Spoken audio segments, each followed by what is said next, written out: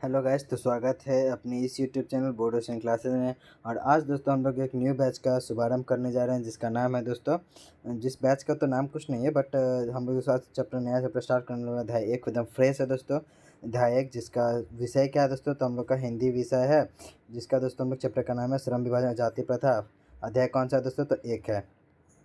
और इसके जो लेखक है दोस्तों वो डॉक्टर भीमराव अम्बेडकर हैं। उसका हम लोग दोस्तों फुल एक्सप्लेनेशन इस वीडियो में करने वाले हैं दोस्तों। जितने भी दोस्तों जो चैप्टर से पूछे गए सवाल है, जो मतलब पूछने जा सकते हैं, वो सारे हम लोग करेंगे इस वीडियो में। तो वीडियो पे बने रहिए। और वीडियो पर नए हैं तो वीडियो को लाइक कीजिए, चैनल को सब्सक्राइब कीजिए। और इसका जो नोट्स है दोस्तों बिल्कुल फ्री ऑफ कॉस्ट मिलेगा, हमारे टेलीग्राम चैनल पर आप लोग ज्वाइन कर सकते हैं।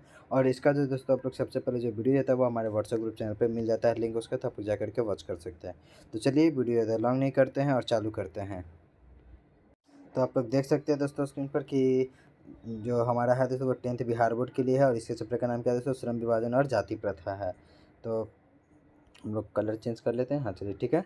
तो सबसे पहले दोस्तों हम लोग चैप्टर को पढ़ने से पहले कुछ शब्द जान लेते हैं, उसका अर्थ हम लोग जानना जरूरी होता है, क्योंकि चैप्टर समझेंगे कैसे तो जब तक उसका अर्थ ही नहीं पता होगा। तो कुछ ऐसे दोस्तों जो अर्थ ये शब्दार्थ है जो हम लोग करने वाले हैं। तो आप लोग देख सकते हैं दोस्तों कि कुछ शब्द के अर्थ इस टाइप से मैंने लिखा है। सबसे पहला दोस्तों शब्द है विडंबना। विडंबना का मतलब क्या दोस्तों, उपहास होता है। विडंबना का क्या मतलब है दोस्तों, उपहास। और विडंबना उपहास का मतलब दोस्तों कोई भी विडंबना से संकट आता है, उसका जो उपहास होता है उसी को हम लोग बोलते हैं उपहास। पोषक दोस्तों मतलब समर्थक या पालक या पालने वाला जो होता है, जो आपको पालता है, जो आपको रखता है अच्छे से। पालक बोलते हैं, जो आपको जो करता है, जो व्यक्ति होता है उसको बोलते हैं। पूर्व निर्धारण मतलब दोस्तों पहले से ही तय कर देते हैं कि क्या करना है। अकस्मातक अकस्मात अकस्मात मतलब दोस्तों अचानक से कुछ भी हो जाता है, जैसे अचानक। और उसके बाद दोस्तों प्रक्रिया। उसके बाद क्या है दोस्तों, तो प्रक्रिया है। प्रक्रिया मतलब दोस्तों किसी काम के होने या करने के ढंग या रीति रिवाज, मतलब जो भी है दोस्तों, जैसे उस काम को हम कैसे करेंगे, उस काम वो काम कैसे होगा, उसका जो रीति है, उसका जो वो तो उसको हम लोग बोलते हैं प्रक्रिया बोलते हैं। जो प्रक्रिया से हो रहा है या उसका जो क्या ढंग है, जैसे कोई केमिस्ट्री में जैसे कोई केमिकल रिएक्शन होता है, वो कैसे होता है उसको प्रक्रिया बोलते हैं। जैसे हम लोग अभी जा रहे हैं, कहीं जाना है, तो हम लोग कैसे जाएंगे, उसका भी एक प्रक्रिया होता है। जैसे अगला दोस्तों प्रतिकूल। मतलब प्रतिकूल मतलब दोस्तों उसका उल्टा या विपरीत बोल सकते हो दोस्तों। स्वेच्छा मतलब दोस्तों अपनी इच्छा से कोई भी काम करते हैं उसको मतलब स्वेच्छा। उत्पीड़न मतलब दोस्तों बहुत गहरी पीड़ा पहुंचाना या यंत्रणा देना दोस्तों। बहुत गहरी पीड़ा मतलब उत्पीड़न मतलब दोस्तों उसको हम बहुत कुछ ऐसा बोल देते हैं जिसको उसको उससे उस बात को उससे बहुत गहरी पीड़ा पहुंचती है दोस्तों। अगला दोस्तों ये संचारित। संचारित मतलब दोस्तों प्रवाहित होता है किसी चीज़ को, यहाँ से एक स्थान से दूसरे स्थान तक क्या करें, मतलब ये स्थान है और एक ये स्थान है, तो इस स्थान के बीच में दोस्तों कोई भी चीज़ को हम लोग संचार कर लो, यहाँ से यहाँ तक का दोस्तों भेज रहे हैं, इसी को हम लोग बोलते हैं संचारित। अगला दोस्तों बहुविध। बहुविध दोस्तों कई प्रकार के होते हैं, कई प्रकार से हो सकते हैं, अनेक। प्रत्यक्ष दोस्तों सामने या समक्ष हम लोग आ जाते हैं किसी में, तो वो प्रत्यक्ष होता है। भ्रातृत्व मतलब दोस्तों भाईचारा, ये बंधुत्व, ये लड़के बहुत अच्छे जानते हैं दोस्तों भाईचारा क्या होता है, भ्रातृत्व का मतलब क्या होता है, भ्रातृत्व। अगला दोस्तों वांछित। वांछित आकांक्षित या चाहा हुआ या आवश्यक, जो जरूरी है दोस्तों। ये था दोस्तों कुछ आपका वर्ड मीनिंग, आप लोग देख सकते हैं दोस्तों, ये कुछ आपका वर्ड मीनिंग था एक पेज में। अब हम लोग चलते हैं दोस्तों कि पहले तो हम लोग जानते हैं दोस्तों इसके जो लेखक है इस चैप्टर के, श्रम विभाजन जाति प्रथा के लेखक कौन है दोस्तों, तो भीमराव अम्बेडकर हैं। उनके बारे में हम लोग कुछ जान लेते हैं, क्या उनके बारे में कुछ डिटेल्स। तो चलिए दोस्तों चलते हैं। तो ये आप लोग देख सकते हैं दोस्तों, ये लेखक के बारे में हम लोग ने लिखा है। तो आप लोग देख सकते हैं स्क्रीन पर, लेखक जो है दोस्तों वो हमारे ये बाबा साहेब भीमराव अम्बेडकर हैं, इस पाठ के लेखक दोस्तों। इस पाठ के जो लेखक है हमारे श्रम विभाजन और जाति प्रथा के जो लेखक है दोस्तों वो बाबा साहेब भीमराव अम्बेडकर है। उनका पूरा नाम क्या है दोस्तों, बाबा साहेब भीमराव अम्बेडकर। और ये क्लास 10 बिहार बोर्ड के लिए दोस्तों स्पेशली बनाया गया है। और यह अध्याय 1 है। तो चलिए दोस्तों वीडियो ज़्यादा लॉन्ग नहीं करते हैं और लेखक के बारे में कुछ जानते हैं डिटेल, अब फुल एक्सप्लेनेशन में जानेंगे दोस्तों। तो उनका पहले सबसे पहले दोस्तों जीवन परिचय के बारे में जानते हैं, उनका जीवन, उनका जन्म कब हुआ था, उनके कुछ ये कैसे कैसे क्या शिक्षा प्राप्त किए, वो हम लोग जीवन परिचय उनके बारे में कुछ जानते हैं। किसके बारे में दोस्तों, तो बाबा साहेब भीमराव अम्बेडकर के बारे में जानते हैं। सबसे पहले जानते हैं दोस्तों उनका जीवन परिचय। क्या जाने दोस्तों, सबसे पहले हम लोग जानने वाले हैं बाबा साहेब का जीवन परिचय। तो बाबा साहेब का दोस्तों जो भीमराव अम्बेडकर का जो जन्म हुआ था वो कब हुआ था, जो 14 अप्रैल 1891 में। कब हुआ था दोस्तों, तो 14 अप्रैल 1891 में। इसको हम लोग थोड़ा छोटा कर देते हैं क्योंकि जो महत्वपूर्ण है दोस्तों इसको हम लोग ये अंडरलाइन कर लेते हैं। आगे दोस्तों कि जो महू के मध्य प्रदेश में इनका जन्म हुआ था। स्थान का नाम क्या है दोस्तों? तो महू के महू जो है दोस्तों जगह का नाम है और मध्य प्रदेश में ये है। और वो कैसे परिवार से थे दोस्तों? तो एक दलित परिवार से थे। कौन? तो भीमराव अंबेडकर। जो दोस्तों क्या कह रहा है यहाँ पर कि बाबा साहेब भीमराव अम्बेडकर जो हैं दोस्तों, बाबा साहेब भीमराव अम्बेडकर, वो उनका जन्म हुआ था 14 अप्रैल 1891 में और वो महू के मध्य प्रदेश में जन्म हुए थे। उनका एक दलित परिवार में उनका जो है दोस्तों जन्म हुआ था। कहाँ? तो मध्य प्रदेश के महू जिला में। आगे दोस्तों कि मानव मुक्ति के पुरोधा बाबा साहेब जो है दोस्तों वो अपने समय के सबसे पढ़े लिखे लोगों में से एक थे। जो है दोस्तों उनके जो मानव मुक्ति के जो पुरोधा थे दोस्तों, जो बाबा साहेब भीमराव अम्बेडकर, वो उस समय के जिस टाइम उनका जो जन्म हुआ था उस समय, जो मानव मुक्ति का पुरोधा था उस समय का दोस्तों वो पढ़े लिखे में से एक व्यक्ति थे दोस्तों। जिससे एक मतलब एक खास नहीं, मतलब उस समय में पढ़े लिखे लोगों में वो गिने जाते थे बाबा साहेब भीमराव अम्बेडकर। उनका दोस्तों प्राथमिक शिक्षा के बाद दोस्तों जो स्टार्टिंग जैसे हम लोग को जो पढ़ाई होता है दोस्तों, नॉर्मली हम लोग बोल सकते हैं दोस्तों 1 to 10th या 1 to 12th जो दोस्तों हम लोग का मेन शिक्षा है। तो प्राथमिक शिक्षा के बाद दोस्तों बड़ौदा नरेश जो है दोस्तों, किनके द्वारा दोस्तों? तो बड़ौदा नरेश बड़ौदा नरेश के प्रोत्साहन पर उच्चतर शिक्षा के लिए दोस्तों कहाँ गए थे? न्यूयॉर्क गए थे। किस शिक्षा के लिए दोस्तों? उच्चतर शिक्षा के लिए न्यूयॉर्क, जो कहाँ है दोस्तों? अमेरिका में। और फिर दोस्तों उसके बाद लंदन के चले गए थे। क्या बोल रहे हैं दोस्तों कि जो बाबा साहेब भीमराव अम्बेडकर हैं, उनका प्राथमिक शिक्षा के बाद जो ख़त्म हो गया, तो उसके बाद दोस्तों बड़ौदा नरेश के द्वारा दोस्तों एक प्रोत्साहन मिला था उच्चतर शिक्षा के लिए दोस्तों, मतलब 1 to 10th नॉर्मली प्राथमिक शिक्षा दोस्तों वो प्राप्त कर गया। उसके बाद दोस्तों हाई एजुकेशन के लिए, उच्चतर शिक्षा के लिए दोस्तों वो न्यूयॉर्क चले गए 1 to 10 12th के बाद।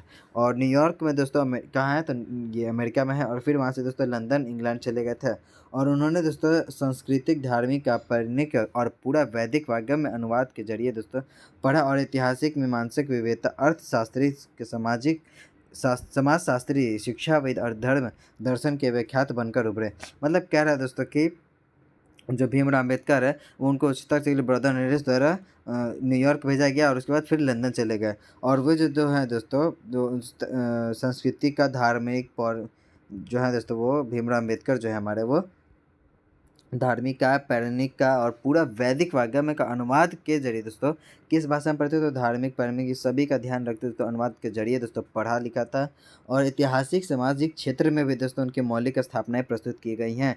जैसे जहाँ पर दोस्तों सम्मिल के ऐतिहासिक, मीमांसक, विधिवेता दोस्तों और अर्थशास्त्री और समाजशास्त्री, शिक्षाविद तथा धर्म दर्शन के विख्यात बनकर उभरे थे। कौन? तो भीमराव अम्बेडकर। तो ये था दोस्तों इनका जीवन परिचय कुछ, और इसके बारे में अभी जीवन परिचय कुछ ख़त्म नहीं हुआ दोस्तों।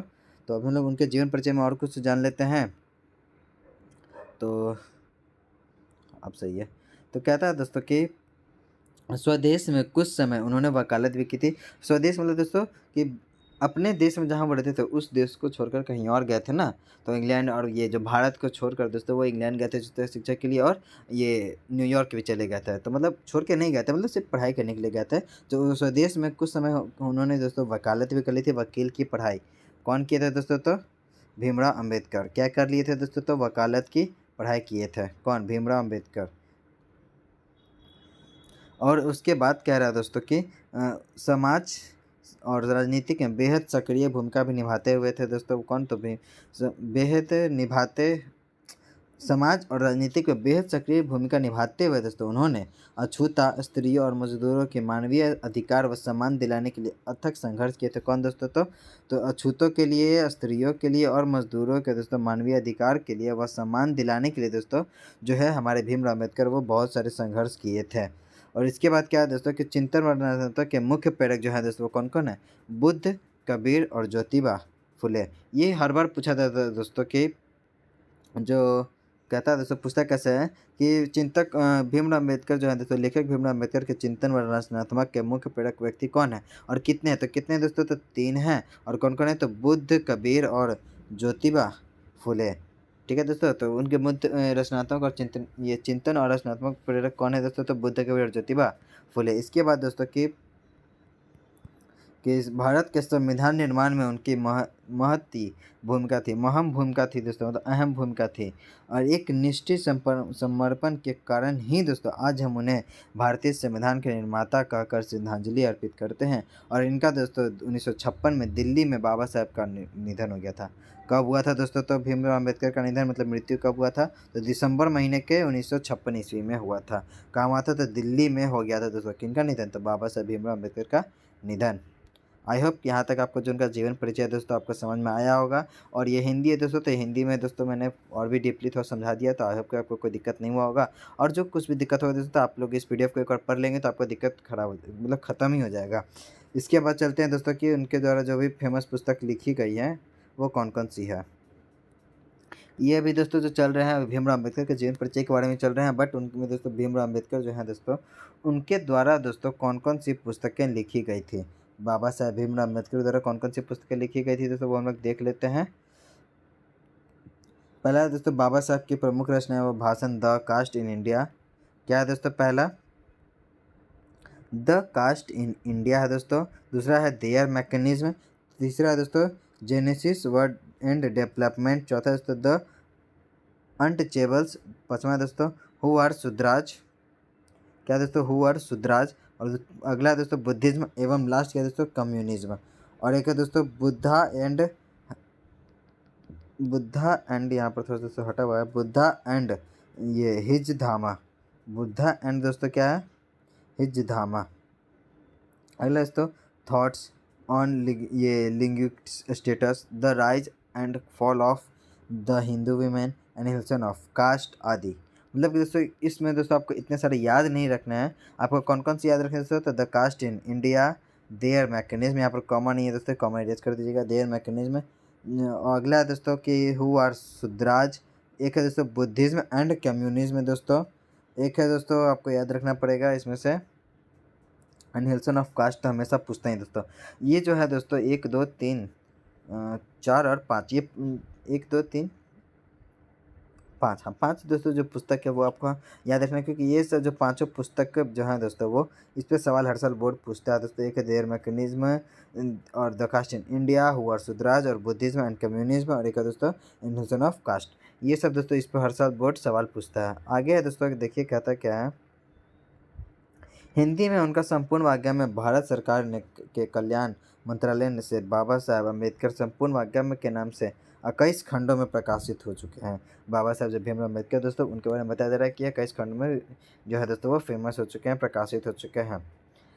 ये था दोस्तों कुछ बाबा साहेब भीमराव अम्बेडकर का जो दोस्तों वो जीवन परिचय था। आप लोग देख सकते हैं एक पेज में हम लोग ने बाबा साहेब का जीवन परिचय देख लिया है। एक पेज था दोस्तों उनका वर्ड मीनिंग था, और एक जो चैप्टर का दोस्तों वो एक उनका जीवन परिचय था। अब बात करते हैं दोस्तों जो हमारा चैप्टर है दोस्तों श्रम विभाजन और जाति प्रथा, इतना बड़ा जो चैप्टर है उसको हम लोग दोस्तों शॉर्ट दम थोड़ा सा उसमें जो भी मेन पॉइंट था उसको तुम एक बोल सकते हो तो सारांश एक तरह से हम लोग लिख चुके हैं दोस्तों। क्योंकि उतना बड़ा पुस्तक दोस्तों जो बुक का जो चैप्टर वो आप लोग तो पढ़ लेंगे बट समझ नहीं आएगा। तो समझने वाली बात कौन कौन सी जो हम लोग जैसे बोलते हैं ना कि इतना एक चैप्टर में से एक क्वेश्चन आंसर लिखना, वही जब दोस्तों कि एक चैप्टर का सारांश लिख लेते हैं क्या कहते हैं। तो चैप्टर का हम लोग सारांश समझेंगे तो एक दोस्तों पूरा डीपली समझेंगे। और ये क्लास 10 बिहार बोर्ड के लिए दोस्तों फुली है। और इस श्रम विभाजन और जाति प्रथा चैप्टर का नाम है। तो समझते हैं दोस्तों कि क्या था। पाठ का सारांश हम लोग सबसे पहले जानने वाले हैं।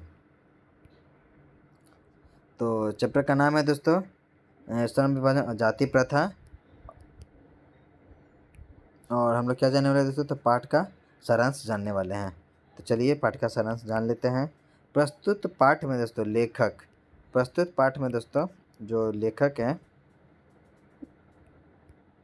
प्रस्तुत पाठ में लेखक महोदय ने जाति प्रथा के कारण समाज में जो उत्पन्न रूढ़िवादिता एवं लोकतंत्र पर जो खतरा का चिन्हित किया है दोस्तों। मतलब कहते हैं जब लेखक हमारे भीमराव अम्बेडकर जो है दोस्तों उनको जो जाति प्रथा के कारण जो समाज में जो भी उत्पन्न हो रही रूढ़िवादिता एवं लोकतंत्र पर जो खतरा है उसको चिन्हित किया, मतलब उसको दर्शाया है दोस्तों। और आज के वैज्ञानिक युग में भी दोस्तों जातिवाद के पोषक की कमी नहीं है। मतलब कि दोस्तों जैसे कोई जातिवाद का कोई भी कमी नहीं देखने को मिलेगा, कहीं ना कहीं आपको दोस्तों जातिवाद देखने को मिलता ही है। और उनका तर्क है कि दोस्तों आधुनिक समाज जो है दोस्तों वो कार्य कुशलता के लिए श्रम विभाजन का आवश्यक मानता है दोस्तों। क्योंकि क्यों मानता है? क्योंकि जाति प्रथा के कारण श्रमिकों का दूसरा रूप है। क्योंकि दोस्तों जाति प्रथा दोस्तों वो जाति प्रथा के कारण श्रमिकों का दूसरा रूप है, परंतु जो दोस्तों जाति प्रथा के कारण श्रमिकों का अस्वाभाविक विभाजन बल्कि विभाजित वर्गों के एक दूसरे की अपेक्षा उच्च नीच को करार देती है। मतलब कह रहा जा रहा है दोस्तों यहाँ तक में समझिए क्या कह रहा है कि आज के वैज्ञानिक युग में दोस्तों जाति वजह से पोषक आपकी कमी कहीं नहीं देखने को मिले दोस्तों। इसका कमी कहीं नहीं है दोस्तों, हर जगह आपको जातिवाद के कुछ ना कुछ आपको देखने को मिल ही रहेंगे।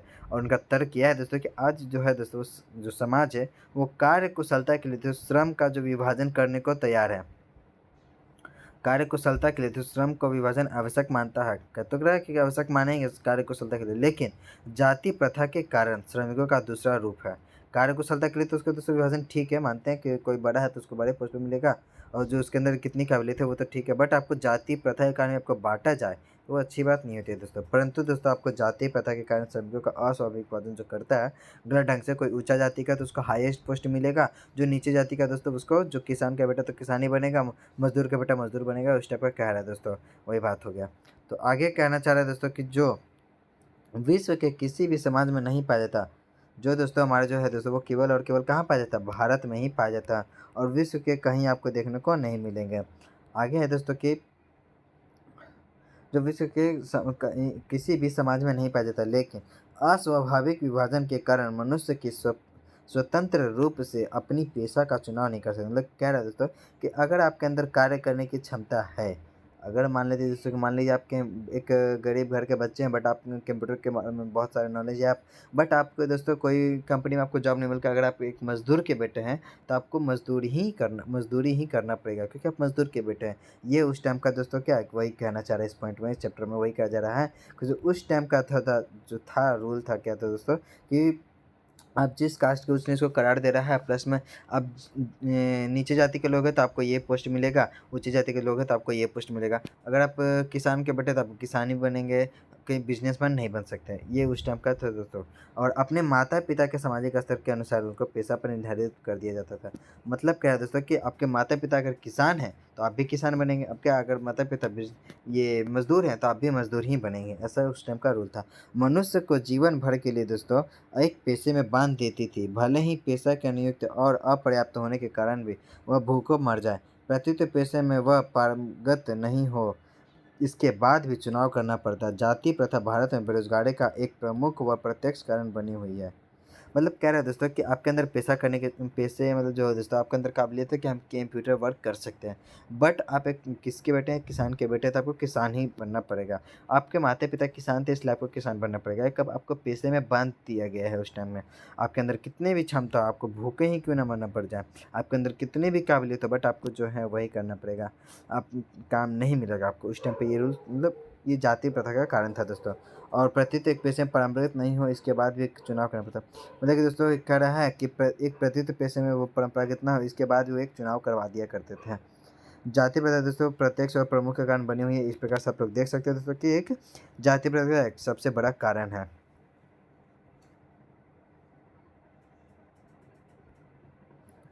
आगे है दोस्तों कि इस प्रकार हम देखते हैं कि दोस्तों कि श्रम विभाजन की दृष्टि से भी जाति प्रथा गंभीर दोषों से युक्त है। मतलब कि तो अगर हम श्रम विभाजन कर रहे हैं किसी का, तो उससे भी बड़ा दोष क्या है, तो जाति प्रथा है दोस्तों। कैसे, तो आज के उद्योगों में दोस्तों गरीबी और उत्पीड़न जो है दोस्तों, उससे भी बड़ी समस्या क्या है कि यह है कि बहुत लोगों से निर्धारित कार्य को अरुचि के साथ व्यवस्था वश करते हैं। मतलब कि दोस्तों आपके अंदर कार्य करने की क्षमता थी, बट आप मजबूर हैं, आपको करना पड़ेगा, किसान के बेटे तो किसान ही बनना पड़ेगा, क्योंकि आप मजबूर है, उस टाइम आपको एक पेशे से बांध दिया गया है। और ऐसी परिस्थिति में दोस्तों स्वभावतः मनुष्य को दुर्भाग्यवना से ग्रस्त रहकर टालू काम करने के लिए और कम काम करने के लिए प्रेरित करती है। और आर्थिक पहलू से भी जाति प्रथा हानिकारक प्रथा मानी जाती है दोस्तों। कह रहा है दोस्तों कि गरीबी और उत्पीड़न से बड़ी समस्या जाति प्रथा ठीक है, आपको एक पेशे से बांध देगा, वहाँ तक ठीक है, यहाँ तक समझ गए। बट ऐसी परिस्थिति में दोस्तों मनुष्य को दुर्भावनाग्रस्त रहकर भी टालू काम करने के लिए कम काम करने के लिए प्रेरित कर देता था। मतलब कि दोस्तों कह रहा है कि अब जैसे आपको 8 घंटे का नौकरी करना है, बट आपको कितना काम करना पड़ेगा, कम से कम अगर आपको बोल दिया गया कि 12 घंटा तो आपको करना पड़ेगा, और उसके लिए दोस्तों आपको कोई ज़्यादा एक्स्ट्रा सैलरी नहीं मिलेगा, क्योंकि आप क्या है, नीचे जाति के लोग हैं, उस टाइम पे ऐसा कहता था। और अगर आप ऊँची जाति के लोग हैं तो आपको हाईएस्ट पोस्ट मिलता है, अगर आप नीची जाति के लोग हैं तो उस टाइम पे क्या था दोस्तों कि आपको नीचा पोस्ट मिलेगा, बट आपको पोस्ट भी मिल रहा है पता नहीं। बट कह रहा है दोस्तों कि आपको एक पेशे से बांधे जो आपके माता पिता हैं, ये चैप्टर में कहा जा रहा है। आर्थिक पहलू से भी जाति प्रथा हानिकारक प्रथा है दोस्तों। मतलब कह रहा है कि अभी जो है उस कंडीशन से भी सबसे खतरनाक, जो आर्थिक आपके पैसे की तंगी से भी बड़ी खतरनाक प्रथा है जाति प्रथा दोस्तों। कि लेखक की दृष्टि में आदर्श समाज स्वतंत्रता, समानता और भ्रातृत्व पर आधारित होगा। भारतीय तो मतलब क्या है दोस्तों कि अर्थात भाईचारे में किसी को क्या आपत्ति हो सकती है, और आदर्श समाज में दोस्तों गतिशीलता होनी चाहिए कि एक वांछित परिवर्तन समाज के एक छोर से दूसरे छोर तक संचारित हो सके। मतलब है दोस्तों कि यहाँ पर कहना चाह रहा है कि आगे एग्जाम्पल से भी समझाया गया दोस्तों। जैसे हम लोग दूध में पानी मिला दें दोस्तों, तो कैसे पता चलेगा कि हाँ दूध में हम पानी मिलाएं? तो पता नहीं चलता है, क्योंकि दूध का कलर वाइट है और पानी भी उसमें मिल के पूरा वाइट अपना दूध का कलर ही बन जाता है। वही बात है कि दूध पानी में मिश्रण की तरह होता है। भाईचारे को यह वास्तविक रूप है। कह रहा है दोस्तों कि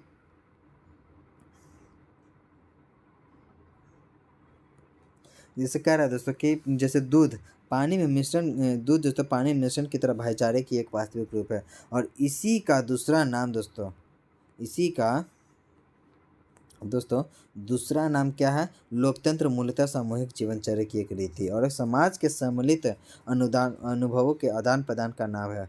क्या दोस्तों? एक अनुभव आदान प्रदान का नाम है। इसमें यह आवश्यक है दोस्तों कि अपने साथियों के प्रति श्रद्धा व सम्मान होना चाहिए। मतलब कह रहे दोस्तों कि आप इतना समझ चुके हैं दोस्तों चैप्टर में कि आपको दोस्तों भाईचारे की तरह रहना चाहिए। एक आदर्श समाज में इतनी गतिशीलता होनी चाहिए दोस्तों कि जैसे कोई भी जो क्या बोलते हैं हम लोग विकसित कर रहा है कोई भी समाज, तो उसको एक छोर से विकसित करने में दूसरे छोर से मदद करनी चाहिए। और जैसे ऐसी मदद करनी चाहिए कि किसी को पता ना चले कि हाँ मदद भी किए हैं। एक तरह से भाईचारे की तरह एकदम रहना चाहिए कि हाँ वो बोल दिया सो करना है। मतलब एक अच्छे काम को आप लोग को प्रोत्साहन देना है। और ये दोस्तों आपको अपने साथियों में भी इसका प्रति श्रद्धा व समान भाव का हो। आई होप कि चैप्टर आपको पूरा समझ में आया होगा दोस्तों। क्या कहें दोस्तों, आई होप कि आपको चैप्टर समझ में आया होगा। तो आज के लिए इतना ही रखते हैं दोस्तों। अगर आपको कोई भी दिक्कत हो तो प्लीज़ कमेंट बॉक्स में अपना डाउट रखिएगा। अगले 24 घंटे के अंदर आपको दोस्तों उसका बिल्कुल एकदम बेझिझक आपको दोस्तों उसका ये आंसर मिल जाएगा। या अगली वीडियो में दोस्तों उसको हम लोग आपको कमेंट में अगर अच्छा क्वेश्चन रहता है दोस्तों, तो आपके कमेंट को दोस्तों एक स्क्रीनशॉट ले करके आपको वीडियो में हमको दिखाएंगे कि हाँ ये स्टूडेंट ये पूछा था सवाल, और ये बोर्ड परीक्षा से बहुत अच्छे सवाल मिलते जुलते हैं। तो आई होप कि आपको पूरा सारांश समझ में आया दोस्तों। मिलते हैं नेक्स्ट वीडियो में पूरा इस चैप्टर का निचोड़ लेके आएंगे दोस्तों। पूरा इस चैप्टर से जितने भी एकदम ऑब्जेक्टिव बनेंगे दोस्तों 30 प्लस ही रहे दोस्तों। 10 तो रहेगा नहीं, 20 भी नहीं रहेगा, 30 प्लस रखेंगे दोस्तों ऑब्जेक्टिव, ताकि आपको एग्जाम में कोई भी दिक्कत ना हो। तो आई होप कि आपको समझ में आएगा दोस्तों चैप्टर। मिलते हैं हम लोग नेक्स्ट वीडियो में। तब तक के लिए हंसते रहिए, मुस्कुराते रहिए और पढ़ाई जरूर करते रहिए दोस्तों, क्योंकि काम पढ़ने से चलेगा, सिर्फ मुस्कुराने से नहीं। Thanks for watching. और इसका पीडीएफ दोस्तों टेलीग्राम चैनल पर मैंने अपलोड कर दिया है, तो आप जा करके आप देख सकते हैं। Thank you.